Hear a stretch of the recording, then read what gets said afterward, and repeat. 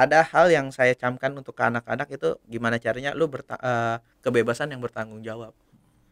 Kebebasan yang bertanggung jawab dalam artian kalau gue kasih aturan A, B, C, D, F, G banyak gitu segala macam, dia bakal cari cara untuk Iya. ngebohongin gue gitu. Saya juga bicara demikian ke pemain saya. Gue 100% percaya sama lu gini. Maksudnya jadi tolong kita harus kerja sama-sama bareng. Saya nggak memohon. Kalau saya memohon namanya ntar juga jatuhnya wah ya udah lu lebih rendah daripada gue, nggak bisa juga.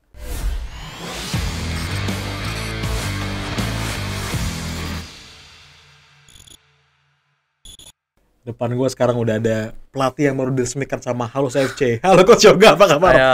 Langsung aja kita sebut selamat Coach ya. Siap. Langsung menjadi Thank head coach you. menghadapi kompetisi baru. Bagaimana Coach dengan tantangan baru nih? Langsung aja kita tanya jabatan baru sebagai pelatih kepala Halus FC. Perasaannya bagaimana? Ya perasaannya maksudnya ya semua target. Kalau orang yang jadi pelatih ya pasti targetnya ya tertinggi gitu, maksudnya pasti kan gue berkalirnya sebagai kalau di profesional asisten ya sekarang dapat kesempatan lah 3 musim sebagai asisten, sekarang dapat jabatan jadi pelatih kepala ya udah gitu. Tim yang notabene ya punya nama besar lah ya, biarpun belum bisa menjawab secara hasil tapi besar secara nama gitu loh di Halus FC Jakarta. Jadi saya menjadi pelatih kepala di sana.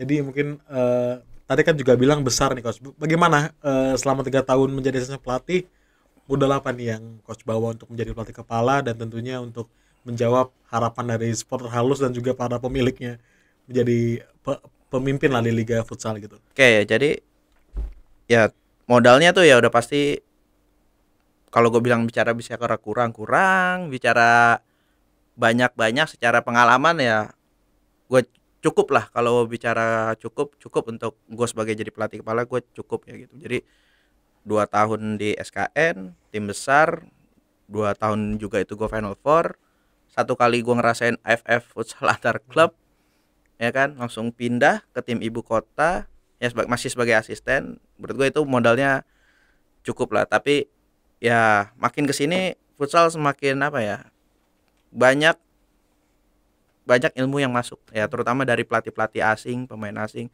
Menurut gue disitulah tantangannya. Kalau toh emang gue 4-5 tahun lalu itu belum ada tuh bang, maksudnya belum ada dalam artian belum ada invest, maksudnya pemain asing masuk, pelatih asing masuk masih sedikit. Palingan kalau bicara tuh tahun pertama palingan Famos Mataram yang make dulu. Tapi sekarang kan udah hampir 4-5 klub pakai pemain asing, pelatih asing gitu. Jadi menurut gua makin kesini justru makin susah lah. Maksudnya berkompetennya tuh antar tim dengan input ilmu yang didapat makin banyak. Jadi biarpun kita punya empiris dan ilmu bagus atau enggak punya kapasitas bagus, belum tentu juga bisa dapat hasil bagus karena semua tim pun juga dapat input dan wawasan yang sama, pengalaman yang sama gitu kalau menurut saya.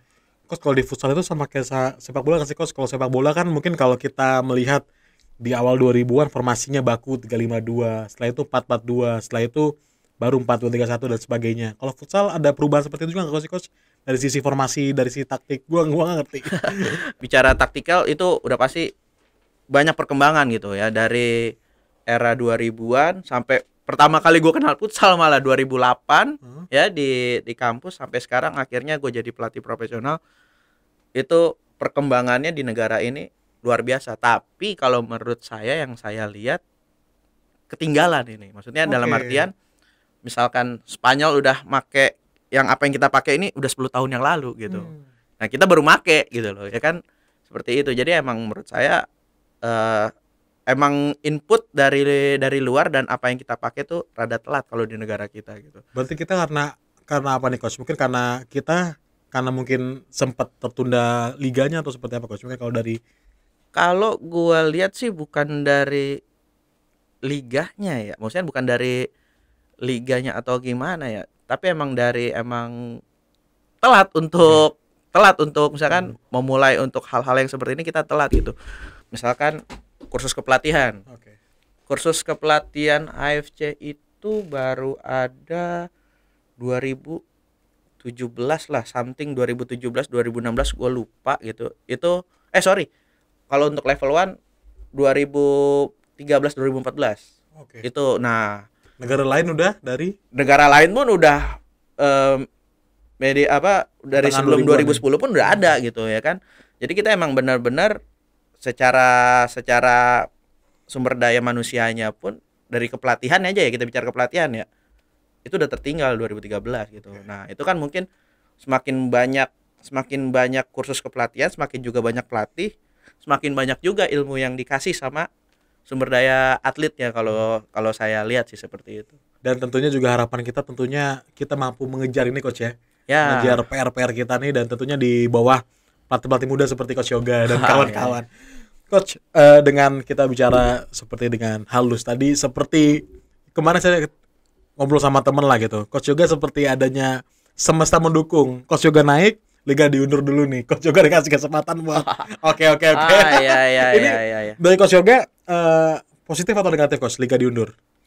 Kalau saya lihat sih mungkin ya, maksudnya dari 12 peserta itu ada, kalau dari untuk saya pribadi, this my opinion gitu, jangan Iya. sampai Jangan gua sampai. beropini wah gue jadi Iya, salah gitu. iya, Nggak. iya. Kalau gua sih positifnya untuk tim yang baru memulai persiapan ini sangat diuntungkan ya. Tapi kalau untuk tim yang sudah lama ya, mungkin perkara di owner mungkin ya, karena semakin membengkaknya persiapan, semakin bengkaknya apa anggaran segala macam, itu aja sih. Tapi kalau menurut saya, kalau untuk masalah teknis justru bagus untuk semuanya. 12 tim itu mungkin nggak ada kendala ya. Kendalanya itu kita balik lagi UUD ya, Ujung-ujungnya. ujung-ujungnya duit, anggaran membengkak, jadi berat untuk semua tim gitu. Kalau dari halus sendiri bagaimana mungkin program latihannya? Apakah ada mungkin jadwal-jadwal uji coba lagi coach? Ya, kalau untuk dari tim halus ya, saya bikin simulasi seperti layaknya liga gitu. Jadi liga ini kan per weekend mainnya, per weekend, dan itu mainnya Sabtu Minggu, ya kan, Sabtu Minggu. Nah, Senin saya bikin libur. Jadi kalau misalkan normalinya kita misalkan latihan Senin sampai Sabtu lah gitu misalkan, Minggu libur. Jadi 6+1 misalkan gitu ya kan. Ada juga kayak kalau di ilmu kepelatihan itu 3:1, berarti 2 hari ini 2 kali latihan, besok libur, 2 kali latihan, besok libur. Nah, saya bikin nih, saya diskusi sama staff saya gimana caranya saya nge-manage biar adaptasi dengan simulasi pertandingan liga gitu. Jadi saya latihan sampai Minggu tapi Senin libur, saya balik. Oke. Jadi Sabtu Minggu kita uji coba layaknya pertandingan liga, Senin recovery, nah Selasa kita baru start lagi. Ya, jadi saya membuat adaptasi ini biar layaknya kita menjalankan ntar real pertandingan liganya gitu. Dan itu juga menjadi disambut positif oleh para pemain tentunya ya. Karena mereka ya 2 bulan sebulan lebih lah mungkin terbiasa dengan atmosfer pertandingan ya coach ya. Ya, kalau dibicara disambut sih ya, maksudnya udah aturan main saya gitu maksudnya. Dan banyak juga yang maksudnya kenapa kita latihan hari Minggu segala macam gitu. Mungkin dari kitanya juga harus ngasih penjelasan gitu. Dalam artian karena begini, saya bikin situasi seperti ini ya kan. Mungkin kalau pemain kan, wah waktu untuk keluarga gua jadi hilang di weekend segala macam. Tapi saya kasih pengertian, ini profesional kerja. Saya di sini juga profesional kerja, dituntut untuk profesional. Saya jadi membalikan kepada pemain dan memberi pengertian gimana caranya ya kita sama-sama gitu. Jadi bukan mau saya gitu. Jadi emang benar-benar kebutuhan tim gitu. Coach, cara mendekatkan diri kepada para pemain gimana sih coach? Mungkin kan kalau ya sekarang locker room itu kan memang sangat berarti coach ya untuk Wah. pendekatan kepada pemain karena jangan di futsal, di sepak bola aja banyak kok pelatih-pelatih yang masih belum bisa mengendalikan locker room gitu. Apalagi kita tahu halus ada mega bintangnya lah seperti itu coach. Bagaimana cara mengatur locker room agar tetap kompak gitu coach? Kalau dari coach Yoga sendiri bagaimana strateginya? Kalau dari saya sih lebih di luar lapangan ya. Di luar lapangan kita nggak bisa membedakan situasi kita di dalam dan di luar. Dan respect antara saya ke pemain dan pemain ke saya juga harus ada gitu. Jadi dalam artian saya nggak bisa tuh menyamakan situasi saya ketika saya di dalam lapangan dan saya di luar lapangan. Itu nggak bisa. Kalau saya, wah ini gua pelatih lu gitu di luar lapangan ya kan, dia menganggap ya udah berarti ntar gue bakal ada jarak antara saya dan si pemain. Nah terutama lagi nih, ini tim hampir separohnya ini adalah senior di dunia profesional futsal lah, Ya jadi ada Randias yang notabene dulu kapten U20 tahun 2010, ada Bayu Saptaji ya kan, ada Imam Fauzi juga. Ya maksudnya hampir separohnya ini pemain-pemain yang punya pengalaman di liga dan juga pernah ngecap sebagai pemain nasional dulu gitu. Jadi mungkin kalau misalkan dibilang ya seumuran sama saya gitu loh maksudnya. Tapi ya mereka yang saya salut udah sampai saat ini, trust ke sayanya itu besar gitu. Bukan artinya ya lo di luar teman, tapi di dalam gue percaya 100% sama lo. Ya sama, saya juga bicara demikian ke pemain saya. Gue 100% percaya sama lo gini. Maksudnya jadi tolong kita harus kerja sama-sama bareng. Saya nggak memohon. Kalau saya memohon namanya ntar juga jatuhnya wah ya udah lo lebih rendah daripada gue, nggak bisa juga. Artinya bukan untuk tolong dong gue takut sama pemain, kan lebih banyak gitu kan. Ada pemain ada pelatih takut sama pemain. Nah itu yang membuat jadi menurut saya ini bang apa eh, salah salah persepsi gitu ya, kalau saya sih gitu. Apalagi yang biasanya pelatihnya tidak seterkenal pemainnya gitu coach ya. Nah ya Itu ya juga ya, sering kayak gitu ya. respect and unrespect lah Iya. jadinya ya. I see. Oke. Coach kalau misalnya sama pemain mega bintang lah, mungkin kita juga kedatangan sama sosok Saidan Lubis juga coach ya. Yes. Itu kan mungkin dipadu dengan Bayu, bagaimana coach mungkin melihat halus ke depannya gitu coach? Kalau saya sih impact dia datang lumayan besar. Maksudnya dia 3 tahun main di AFC itu hal yang susah, maksudnya AFC Futsal Club, terus 3 tahun juga juara berturut-turut sama satu tim, maksudnya benar-benar ya sosok yang benar-benar kita butuhin gitu. Maksudnya kalau mau saya compare ya dalam satu tim itu emang benar-benar harus ada orang yang dilihat, dalam artian emang kita ada Bayu tapi di sini ditambah ada Saidan, jadi orang melihatnya wah dia udah pernah juara nih gitu, bahasanya udah pernah juara 3 tahun berturut-turut. Dan Saidan pun terkadang ngasih impact juga ketika latihan. Jadi impactnya tuh bukan cuma sekedar sosok gitu, orang terkadang kan melihat impact sosok itu wah dengan melihat, tapi kalau dia enggak di latihan pun dengan situasi dia yang sekarang dia ngasih impact juga ke pemain yang ada gitu. Contohnya coach kita pengen mengetahui dapur-dapurnya halus nih. Contohnya mungkin mungkin apakah ada kalimat yang mungkin Saidan ngomong ke para pemain yang mungkin lebih muda gitu coach? Apa sih coach? Kalau ngomong sih enggak Enggak ya, ya, tapi lebih ke sikap ya, perilaku lebih ya. ke sikap kalau saya dan jadi contoh gitu. Maksudnya kita kita tahu lah, misalnya kita tahu lah secara kita ngelihat pakai mata mata telanjang aja kita lihat Saidan udah besar gitu, maksudnya secara kondisi fisik buruk gitu, tapi ketika menjalankan latihan atau situasi yang berat di latihan, kalau saya lihat sekarang malah Saidan paling maksimal. Oke. Jadi teman-temannya termasuk kayak Randias, Ismail, Bayu atau pemain-pemain muda yang lain, wah iya Bang Idan aja begini, masa gue nggak mau melakukan hal yang sama seperti Bang Idan. Terlecut lah mereka. Terlecut, lebih ke sikap sih ya. Jadi saya juga mencamkan ke pemain saya nggak usah ngomong lah, maksudnya nggak usah banyak omong gitu, tapi lebih baik kita lebih baik kasih contoh aja, kasih sikap gitu ya kan.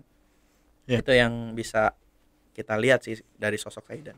Coach kan kalau mungkin kita lihat mungkin saya kan juga baru pertama kali ngobrol sama coach, tapi kalau saya ngelihatnya coach adalah sosok pelatih yang tegas dan konsisten lah gitu coach. Apakah ada ini coach mungkin kita ingin tahu juga nih kalau misalnya perilaku kepada para pemain, apakah ada ini coach kayak misalnya untuk menjaga disiplin mereka tuh, apakah coach punya strategi khusus gitu, misalnya ada sanksi apa gitu kalau misalnya pemain telat atau pemain izin-izinan gitu coach, mungkin kita pengen tahu nih gitu. Kalau saya sih karena gini ya, kayak maksudnya masih ada yang nggak bisa saya utarain juga gitu semuanya gitu, artinya rahasia dapur juga. Ada hal yang saya camkan untuk ke anak-anak itu gimana caranya lu kebebasan yang bertanggung jawab.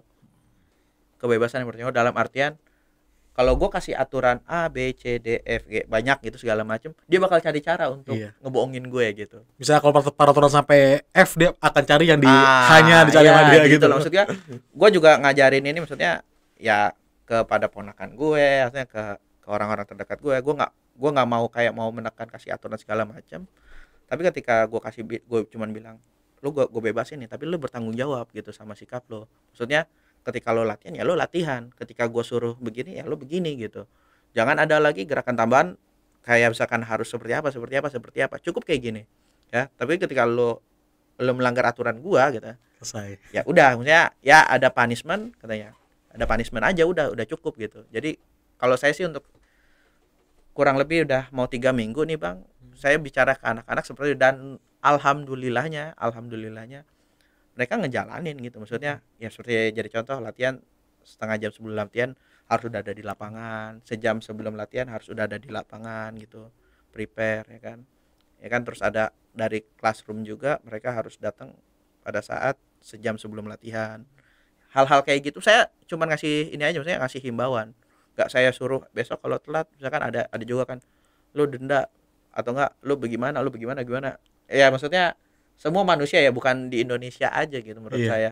Lu bakal cari cara untuk bohong ya gitu, Iya, untuk gimana caranya. Wah, gue besok gimana caranya nggak denda nih, gimana ya, gue cari cara. Oh besok gue dikasih aturan ini nih, gue ngelanggar, gue bakal cara-cara deh. Ya karena di berita-berita juga banyak pemain di Liga Inggris pun juga banyak yang bikin pelanggaran-pelanggaran di Nah, luar ya tim ada kan. aja Ada gitu, aja. ada aja, nggak bisa dibohongin. Lo mau cara gimana juga pasti Iya, ada. pasti ada aja. Nah, Coach, ini kalau kita ngelihat dari musim lalu kan Halus kan mungkin bisa dikoreksi peringkat 5 ya Coach ya. ya Nah, peringkat mungkin 5. bagaimana Coach melihat peta kekuatan di musim baru Coach? Kalau saya lihat nih 12 tim sekarang. Kalau kemarin kan ada grup A, grup B gitu ya, barat dan timur lah. Sekarang jadi 12 tim jadi satu. Kalau saya lihat kansnya ini, kalau bicara berat bang, Oke. lebih berat. Jadi kompetensi, jadi semua pemain lebih semua tim Lebih sama lah gitu mungkin sama ya. lah, secara kualitas sama. Terus pemain yang bermain pun lebih kapasitas dan selektifnya tuh juga lebih sama. Pasti yang diambil yang paling bagus lah main di liga profesional ini. Kalau saya lihat kansnya untuk tim saya sendiri, ya kalau kita lihat pasti, kalau saya bicara prediksi lah gitu lah, ya BTS lah masih nomor 1 lah. Kalau kalau kita bisa ngelihat secara matematika, BTS nomor 1 lah gitu ya. Ada Black Steel juara bertahan, ketiga Cosmo. Nah, kalau saya sih punya kans di 4 peringkat 5 gitu. Tapi ya maksudnya itu cuma matematika aja. Iya. Kalau target saya pribadi sih ya peringkat 3 peringkat 4 di antara 12 tim ini adalah target saya pribadi gitu. Luar menjadi ini Coach ya, menjadi musim perdana sebagai pelatih kepala tentunya Ya. kita inilah tetap minimal di papan atas, tentunya juga Benar-benar. syukur-syukur menjadi juara tentunya Coach. Amin.